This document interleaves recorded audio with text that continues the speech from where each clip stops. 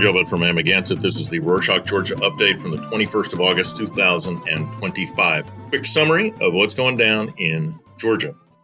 On Monday the 18th, two major opposition parties, the Strong Georgia Coalition, or Zlieri Lelo, and Gogi Gacharias for Georgia, or Sakartvelos Tvis, announced their joint candidates for the Tbilisi mayor's election set for the 4th of October. Irakli Kupradze, Zlieri Lelo's secretary general and former leftist activist, will challenge Gachechiladze, candidate from the Georgian Dream, or the Kotsebi, who is seeking re-election for a third term. Kupradze named Gogi Sharashidze from Sakartvelos Tvis as his choice for city council chair. He also picked Aliko Elisashvili from Zlieri Lelo and Tata Kvedeliani from Sakartvelos Tvis as deputy mayors. The parties say uniting gives voters a stronger alternative to the Kotsebi and offers a clearer path towards a pro-European future for the capital.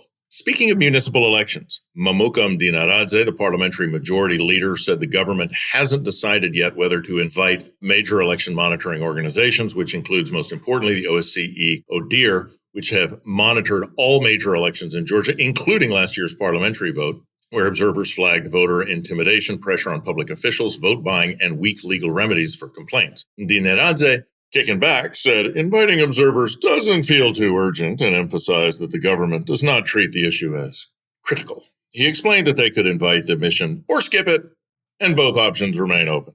Back in the real world, with serious people who do serious things, international election observers require an invitation by the government and need time to plan and observe long term. The deadline for that has long passed. This posture is insulting to the whole concept of election observation and is a way to insult European institutions, strike a cool casual pose, and may even seem vaguely plausible to befuddled, uninformed Imedi watchers. On Monday the 18th, Russia's State Security Service, or FSB, said that it foiled a plan to explode the Crimean Bridge. Russian authorities say explosives were hidden in a Chevy Volt that entered Russia from Georgia. The car was supposed to be shipped to Russia's Krasnodar region, then given to a new driver who allegedly had no idea it carried bombs. FSB said it neutralized the device and arrested everybody involved. Neither Ukraine nor Georgia has responded. Russia made a similar statement in 2022 after a truck blew up on the same bridge, damaging it significantly, which connects the bridge that connects Russia to occupied Crimea. Back then, several Russians, Ukrainians, and Georgians were accused.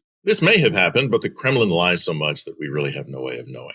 Next up, on Saturday the 16th, Tornike Toshkua and Mindia Shervashidze, two pro-European activists, were arrested on charges of group violence on Rustaveli Avenue, where protests have been held continuously since last November. Prosecutors said the pair attacked former footballer Beka Gotseridze, who's an outspoken supporter of the Kotsebi. The activists tell a different story. They say Gotseridze showed up on Rustaveli to stir up the crowd, that he insulted and swore at protesters and was trying to provoke a reaction. People at the scene said he had a knife in his pocket, which the two detainees managed to wrestle off him. Their lawyer says the case rests only on Gotseridze's words and one short video from the Interior Ministry. Supporters of the activists say that the arrest was political and that police arrested people who were trying to keep others safe from Gotseridze. In related news, on Thursday the 15th, court sentenced activist David Khomeriki, who was arrested during last year's pro-European protests, 4 years and 6 months in prison. Authorities say they found ingredients necessary for a Molotov cocktail in his backpack and that he was preparing an explosion. Khomeriki said that those items did not belong to him. Papujanelidze, the former foreign minister under the Kotsebi, commented on Khomeriki's sentencing, calling it a huge injustice. He also took a jab at his former boss, Bidzina Ivanishvili, the founder of the party, saying that the justice system, which is built around the whims of a single person, would only lead to a type of state that Putin and his cronies dream of. On Thursday, the 14th, Anastasia Kinovkina, a Russian activist detained during pro-European demonstrations in Georgia, said a police officer threatened her with rape during her arrest. She faces drug-related charges, which she denies, and her case is still ongoing. Irakli Mukhadveredeli, the officer she named, played a central role in her detention. Interestingly, the same officer faces criminal charges himself for firing his weapon from a car multiple times in May. It's unknown who he was shooting at, but he was arrested and initially held in pretrial detention, but the court later replaced it with a 10,000 lari bail, around $3,700. Following this incident, he was let go from the Ministry of Internal Affairs. Changing gears, on Friday the 15th, 6 Georgian NGOs received a letter from the Anti-Corruption Bureau accusing them of violating the Foreign Agents Law, also known as the Russian law, by not registering in the Foreign Agents database. The NGOs say the law does not apply to them because they operate independently, serve local communities, and do not act under the direction of any foreign government or entity, which should be prerequisites for registration. The day after, 35 civil society organizations and media organizations issued a solidarity statement supporting the NGOs and emphasizing that targeting independent groups affects Georgia's democratic foundations. Authorities have not clarified what steps will follow. In economic news, according to the National Center for Statistics, the second quarter of 2025, unemployment rose by 0.6% to 14.3%, up slightly from last year. Cities saw the highest rate with over 16% unemployment, while rural areas stood at just over 11%. Men remain more affected than women. At the same time, money flowing into the country from abroad grew. In July, remittances reached nearly $337 million, 13% jump year on year. Biggest share came from the United States, followed by Italy and Russia.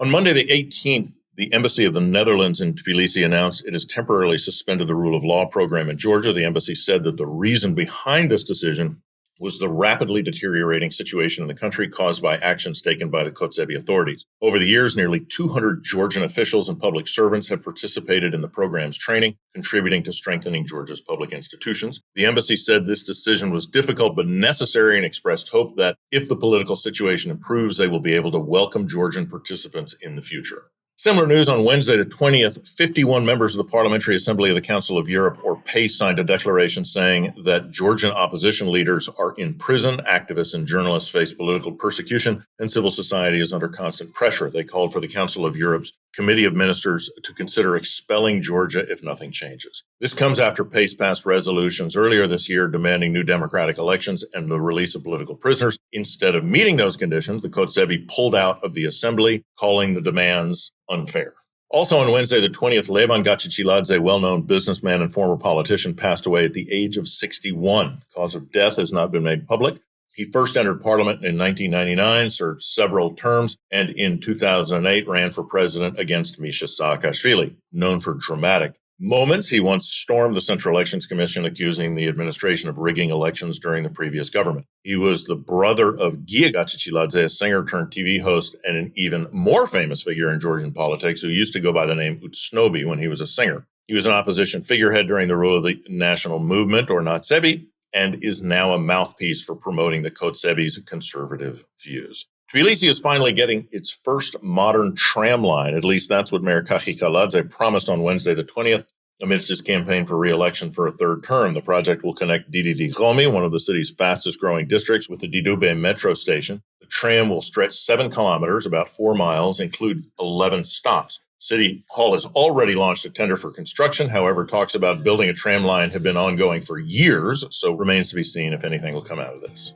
And that's it for this week. Thanks for joining us. We're soon going to release a very cool episode that Georgian speakers will probably know lots about, but we invite everyone to listen to it. It's in English. Stay tuned. Nach Famdis.